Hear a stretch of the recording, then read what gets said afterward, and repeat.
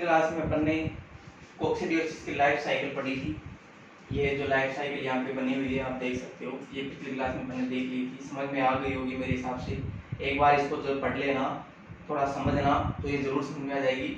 और ये जो है कई बार इसको एग्जाम में पूछा गया है, इसकी लाइफ साइकिल जो है इसको कई बार एग्जाम में पूछा गया है। अगर आप ये डायग्राम भी बनाते आते हो, ये जो चार्ट मैंने बताया ये भी अगर बना के आते हो तो भी आपको अच्छे नंबर मिल जाएंगे। और इसके साथ साथ अगर आप इसको थ्योरी के रूप में भी लिखते हो तो भी अच्छी बात है।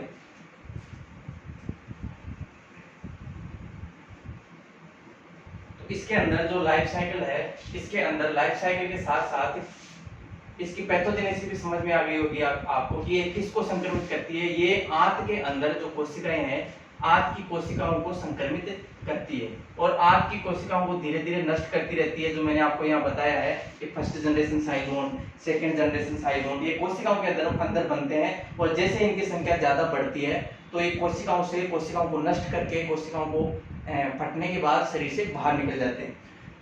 शरीर से बाहर निकलेंगे तो बाकी और दूसरी कोशिकाओं को संक्रमित करेंगे, फिर वापस दूसरी कोशिकाओं को नष्ट करेंगे, फिर तीसरी कोशिकाओं को संक्रमित करेंगे और तीसरी कोशिकाओं को फिर नष्ट करेंगे। इस प्रकार ये आंत की कोशिकाओं को नष्ट करते हैं।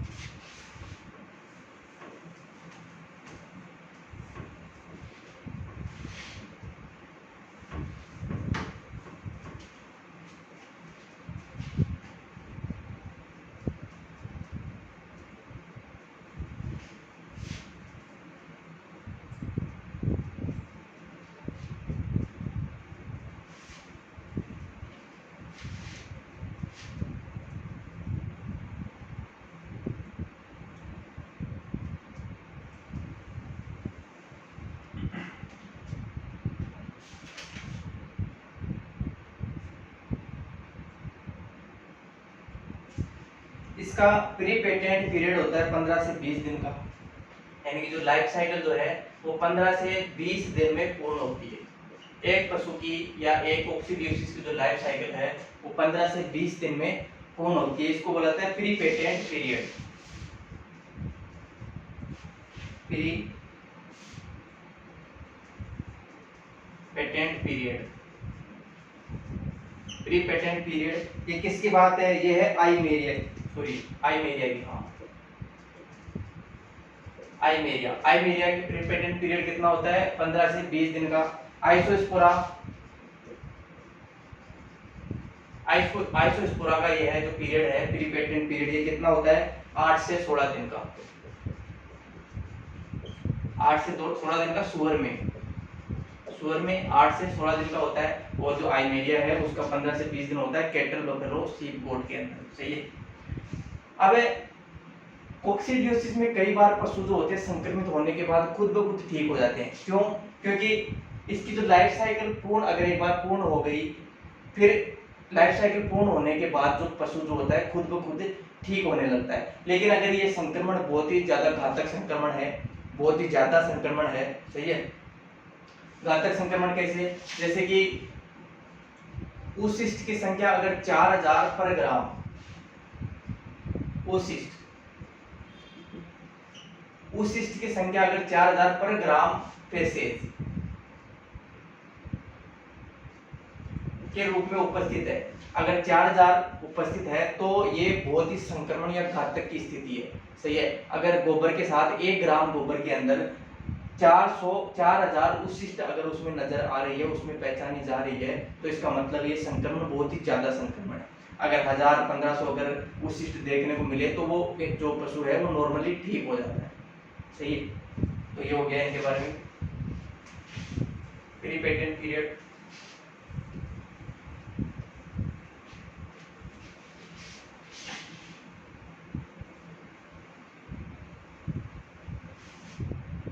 ये हो गया प्री पेटेंट पीरियड। इसके बाद में अपन देखते हैं पैथोजेनेसिस इसकी।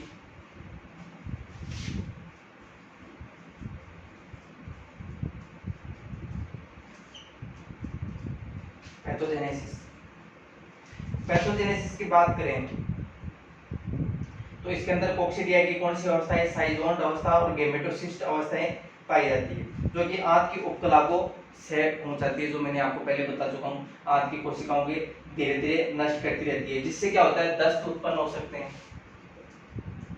डायरिया, डायरिया के साथ हेमरेज यानी रक्त स्त्राव, अगर कोशिकाओं को नष्ट करेगा तो वहां से रक्त का स्त्राव होगा, और इस प्रकार जो डिसेंट्री मतलब पेचिश की अवस्था उत्पन्न हो जाएगी, एनीमिया हो जाएगा। ये अपन आगे लक्षणों के अंदर इसको देख लेंगे।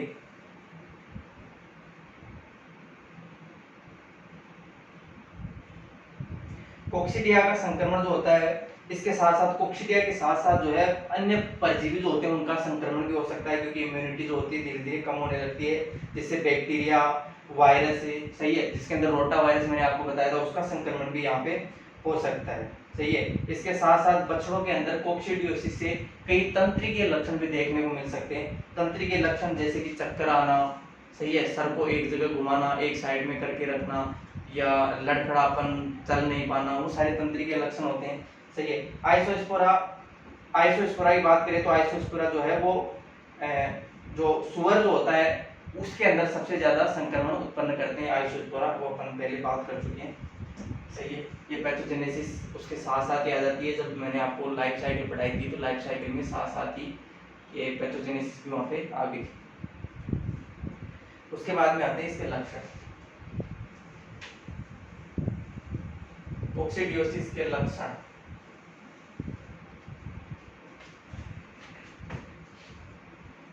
लक्षण जो होते हैं वो सभी प्राणियों में लगभग समान होते हैं। लक्षण सभी प्राणियों में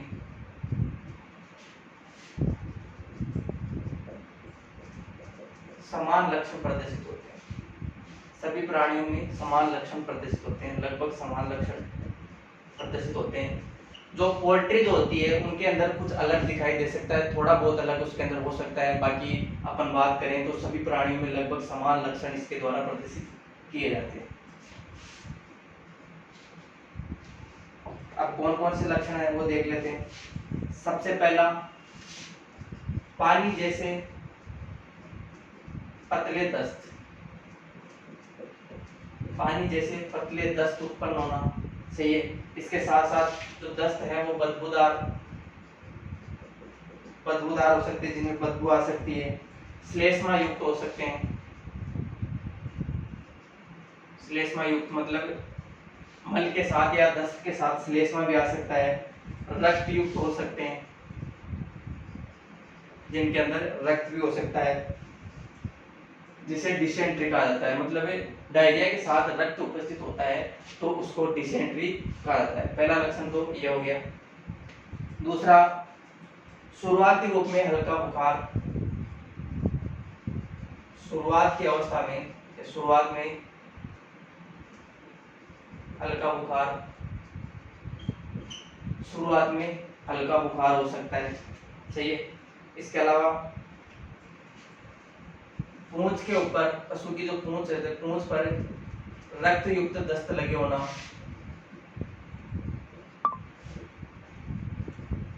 इसको पहचानने का तरीका है, जो पूंछ जो होती है उसके ऊपर रक्त युक्त यानी कि रक्त के साथ, खून के साथ दस्त वहां पे लगे हुए हो सकते हैं। इसके बाद में मल त्याग में परेशानी, यानी कि पशु जो होता है वो जोर लगाकर मल त्याग करता है, जोर लगाकर मल त्याग करता है। इसके साथ साथ कभी कभी रेक्टल प्रोलैप्स भी हो सकता है। अगर जोर लगाकर मल त्याग करेगा तो रेक्टल प्रोलैप्स की कंडीशन भी हो सकती है। रेक्टल प्रोलैप्स क्या होता है? रेक्टल प्रोलैप्स जैसे कि मलाशय जो होता है वो बाहर निकल जाता है, शरीर से बाहर निकल जाता है। आपने देखा होगा यूटेराइन प्रोलैप्स देखा होगा, जिसमें ब्याने के बाद पशु का जो यूट्रस होता है वो शरीर के बाहर निकल जाता है। जरूरी नहीं ब्याने के बाद, ये ब्याने के पहले भी ये हो सकता है, सही है। उसी प्रकार जो मलाशय होता है वो भी जोर लगाने की वजह से शरीर से बाहर आ जाता है, जिसको रेक्टल प्रोलैप्स कहा जाता है। तो रेक्टल प्रोलैप्स की कंडीशन, रक्त की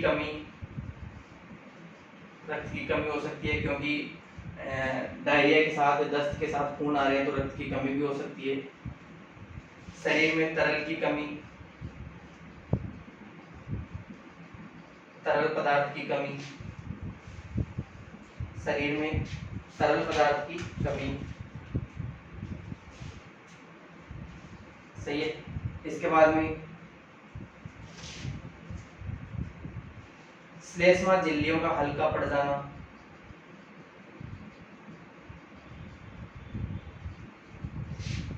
श्लेष्मा झिल्लियों का हल्का पड़ जाना, श्लेष्मा झिल्लियों का हल्का पड़ जाना। श्वसन दर, प्राणी जो होता है खड़ा नहीं हो पाता, प्राणी खड़ा नहीं हो पाता। इसके साथ साथ हृदय दर,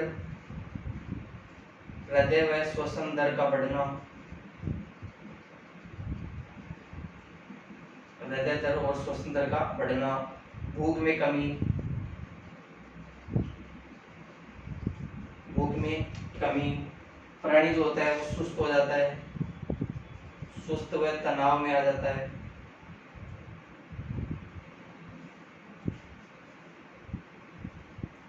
सुस्त व पशु जो होता है सुस्त और तनाव में आ जाता है,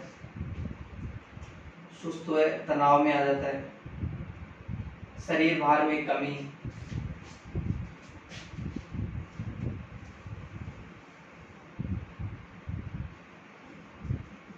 शरीर भार में कमी,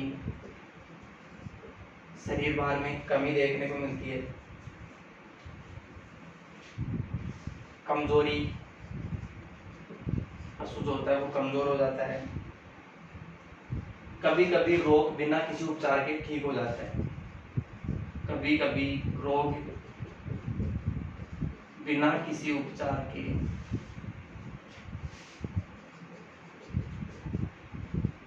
ठीक हो जाता है, बिना किसी उपचार के भी ठीक हो जाता है। बछड़ों में, बछड़ों में तंत्रिकीय लक्षण,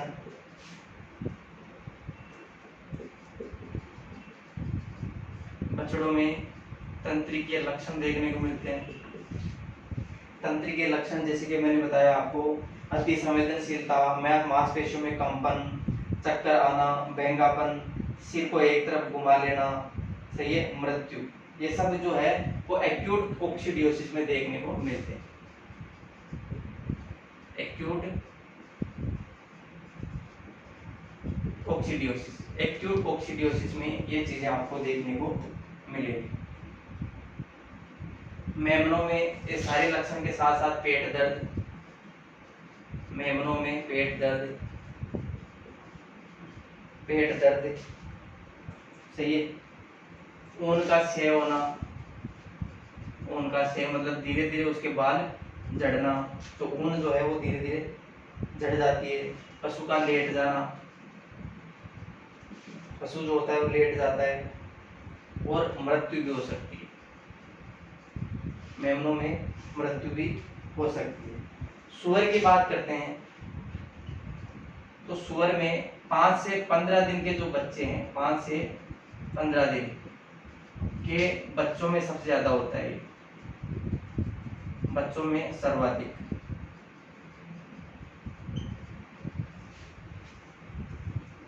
पाँच से 15 दिन के बच्चों में सर्वाधिक होता है, जिसके अंदर दस्त हो सकते हैं, पानी जैसे दस्त हो गए, पीले झाग युक्त हो सकते हैं दस्त, सही है। तो ये सारे हो गए ये लक्षण। कैटल, बफेलो, शीप, गोट और सुअर के अंदर इस प्रकार के लक्षण दिखाई देते हैं।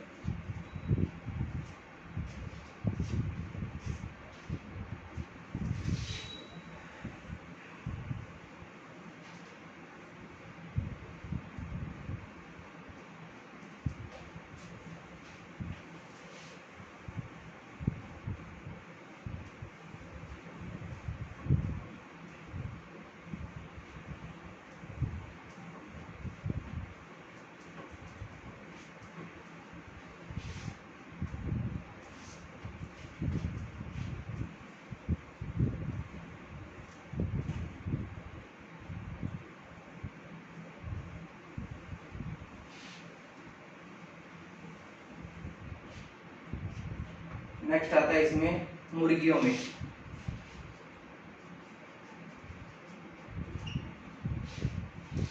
मुर्गियों में लक्षण, मुर्गियों में कुछ अलग लक्षण होते हैं, वो अलग हो सकते हैं। पहले तो इसमें भी दस्त हो सकते हैं, बदबूदार दस्त हो सकते हैं, रक्त के साथ दस्त आ सकते हैं, सही है। दस्तों की शुरुआत इनमें क्या होती है, अचानक से होती है। दस्त अचानक से इनकी शुरुआत हो जाती है। रक्त में कमी आना, श्लेष्मा झिल्लियों का, आंखों का, उन्हें पशु की जो पक्षी है उसकी कलंगी का हल्का पड़ जाना, हृदय और श्वसन तंत्र का बढ़ना, भार में कमी, कमजोरी। और जो रोगी पक्षी जो होते हैं वो एक साथ इकट्ठे हो जाते हैं, यानी कि जितने भी एक झुंड के अंदर झुंड के अंदर जितने पक्षी संक्रमित है वो सारे के सारे एक जगह पे इकट्ठे हो जाते हैं, सही है। और गंभीर स्थिति में पक्षियों की मृत्यु भी इसमें हो सकती है। ये कुछ लक्षण जो हैं वो मुर्गियों में दिखाई देते हैं।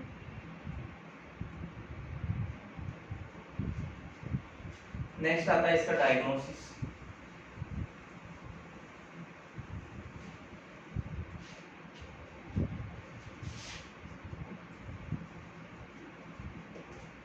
इसकी पहचान किस प्रकार की जाती है? पहचान सबसे पहले तो फीकल एग्जामिनेशन के द्वारा, पहले तो लक्षणों के आधार पर, और दूसरा फीकल एग्जामिनेशन।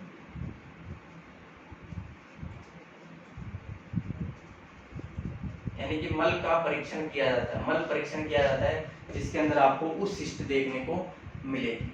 अगर उस शिष्ट की संख्या अगर 4000 से ज्यादा है, 4000 पर ग्राम मल, अगर उस शिष्ट की संख्या ज्यादा है तो ये इसको एक गंभीर बीमारी कह सकते हैं, तो इसको एक्यूट डिजीज या गंभीर बीमारी इसको कह सकते हैं, सही है। अगर इससे कम है तो इसको थोड़ा कम हो सकता है, या अपन कह सकते हैं कि 1000 के आसपास हो या 1500 के आसपास हो तो वो डिजीज आराम से ठीक हो सकता है।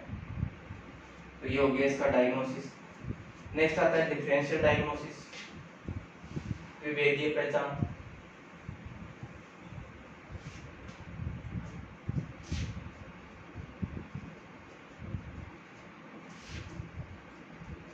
विभेदीय पहचान, डिफरेंशियल डायग्नोसिस। इसके अंदर एंटेरोटॉक्सीमिया,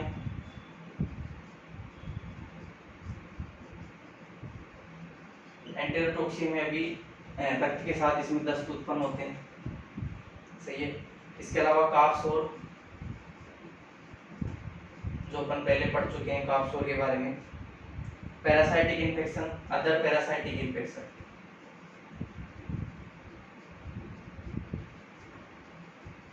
यानी कि कोक्सीडियोसिस के अलावा और भी कोई अगर पैरासाइटिक इन्फेक्शन है तो भी इसमें कोक्सीडियोसिस के समान वो लक्षण प्रदर्शित कर सकता है। रोटावायरस इन्फेक्शन,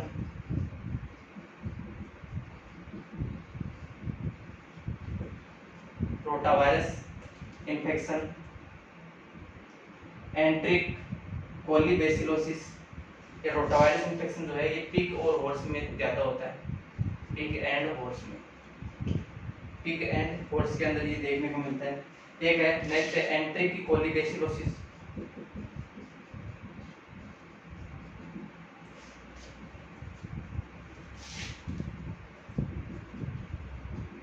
एंट्रिक कोलीबैसिलोसिस जो पिग में सबसे ज्यादा देखने को मिलता है। इसके बाद में आता है गैस्ट्रोएंटेराइटिस,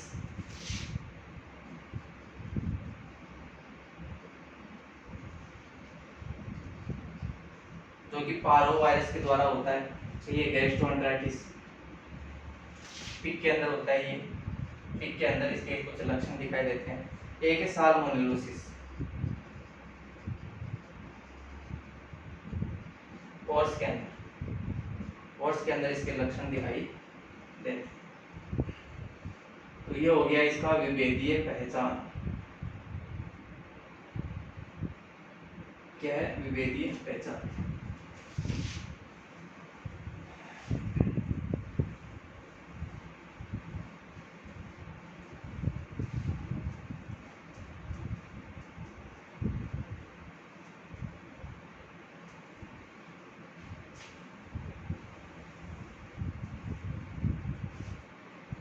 नेक्स्ट आता है इसमें इसका उपचार, ट्रीटमेंट।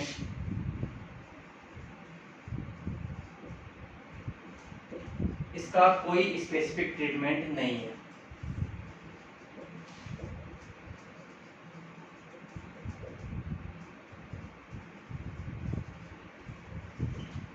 कोई स्पेसिफिक ट्रीटमेंट नहीं है,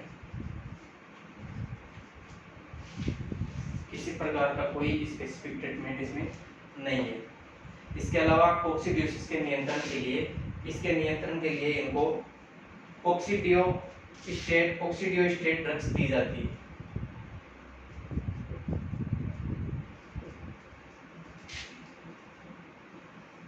कोक्सीडियोस्टेट ड्रग जो कोक्सीडिया के डेवलपमेंट को रोकती है, इसकी संख्या बढ़ने को रोकती है। सही है। इसके अलावा दूसरे संक्रमणों को रोकने के लिए, सेकेंडरी इन्फेक्शन को रोकने के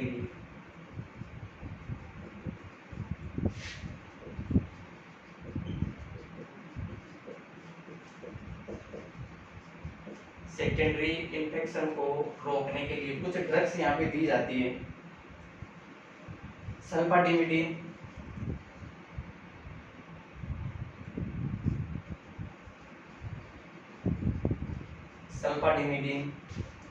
जिसकी डोज रेट क्या है 140 मिलीग्राम पर केजी बॉडी वेट, 140 मिलीग्राम पर केजी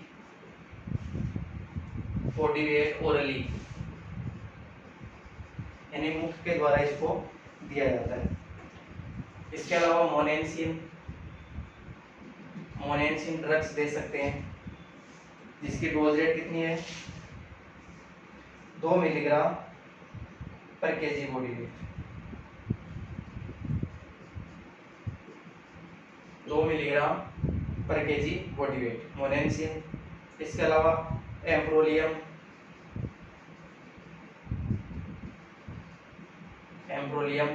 ड्रग्स दे सकते हैं।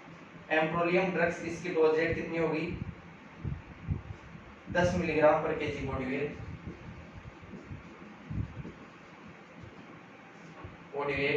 5 दिन के लिए दिया जाता है ओरली, 5 डेज 5 दिन के लिए।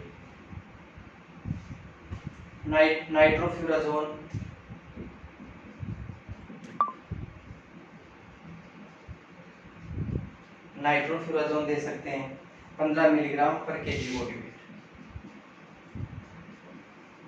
15 मिलीग्राम पर केजी बॉडी वेट कितने दिन के लिए 7 दिन के लिए और 7 डेज। ये तो हो गया कैटल बफेलो शीप गोट में, पिग के अंदर। अब मुर्गियों में, पोल्ट्री में क्या ड्रग्स दे सकते हैं? पोल्ट्री में सल्फा ड्रग्स दे सकते हैं, नाइट्रोफ्यूराजोन,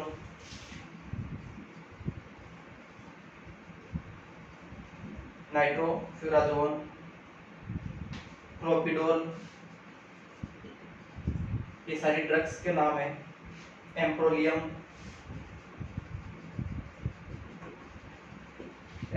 दिया जा सकता है। टेट्रासाइक्लिन,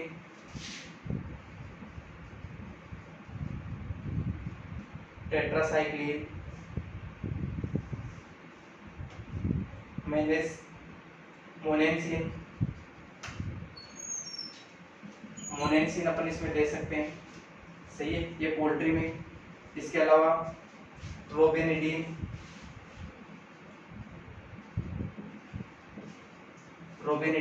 ये ड्रग्स जो है ये अपन पोल्ट्री में दे सकते हैं। ये कोक्सीडियोसिस का ट्रीटमेंट। इसके अलावा यहाँ पे एक चीज आपको याद रखनी है कि कोक्सीडियोसिस के ट्रीटमेंट में हमेशा जो भी कोर्टिकोस्टेरॉइड है वो नहीं दिया जाता है। कोर्टिकोस्टेरॉइड जैसे कि डेक्सामेथासोन,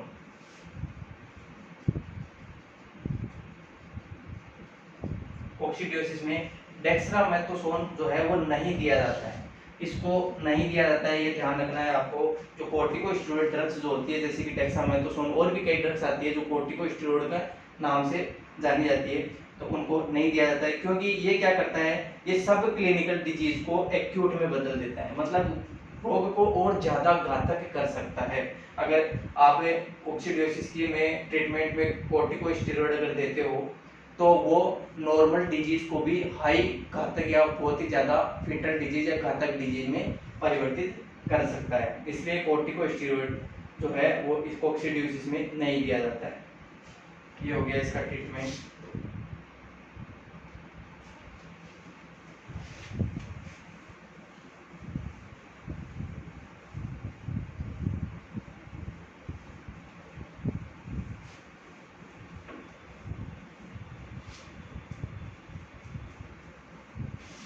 इसके बाद में आता है इसका रोकथाम और नियंत्रण।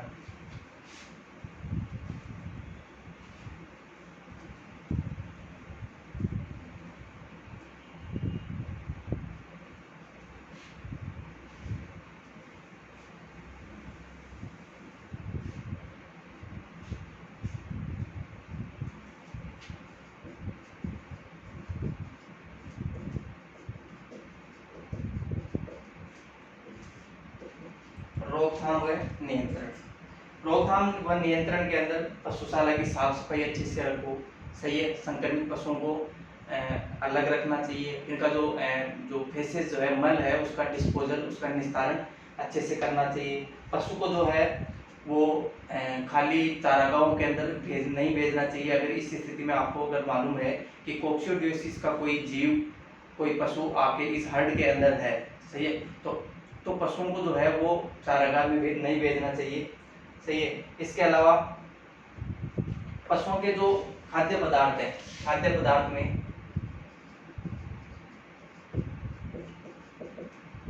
पदार्थ में कुछ ड्रग्स हैं वो मिलानी चाहिए, जैसे कि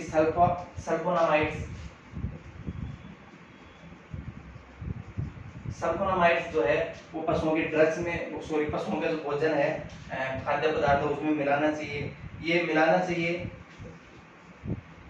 25 से 35 मिलीग्राम पर केजी बॉडी वेट के आधार पर मिलाना चाहिए पशु को, या इस रोग के रोकथाम के लिए, इस रोग के नियंत्रण के लिए।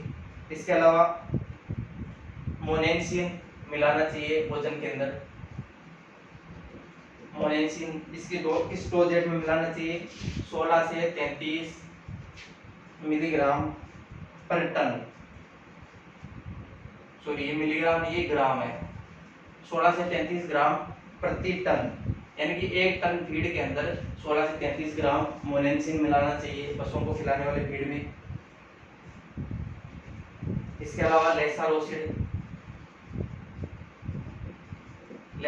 एक ड्रग्स आती है, वो मिलानी चाहिए 25 से 100 मिलीग्राम पर केजी बॉडी वेट के आधार पर मिलानी चाहिए।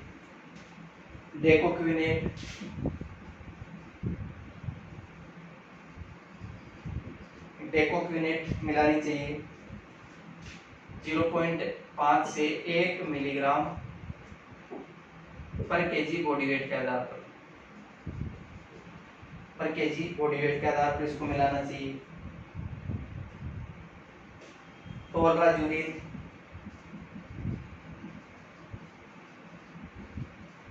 टोल्राजुलिन ड्रग्स 20 मिलीग्राम पर केजी बॉडी वेट, 20 मिलीग्राम पर केजी बॉडी वेट, सही। ये सारी ड्रग्स हैं जो पशु के आहार में मिलानी चाहिए, यानी कि खाद्य पदार्थ जो पशु को देते हैं उसके आहार में मिलानी चाहिए, जिससे क्या होता है, पशु को कोक्सीडियोसिस रोग नहीं होगा, उसके नियंत्रण में और उसके रोकने में मदद मिलेगी। इसके अलावा पोल्ट्री के लिए इसका वैक्सीनेशन अवेलेबल है, वैक्सीनेशन उपस्थित है, जबकि केटल बफेलो शीप गोट उनके लिए वैक्सीन इसका उपलब्ध नहीं है।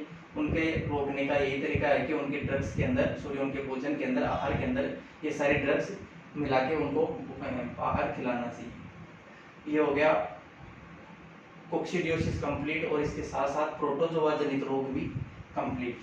नेक्स्ट अपन क्लास में देखेंगे बाह्य परजीवी जनित रोग, जैसे कि चीचड़ों से कौन से रोग होते हैं, इसके अलावा जो काटने वाली मक्खियां हैं वो किस प्रकार के रोग करती है, वो सारे अपन नेक्स्ट क्लास में देखेंगे।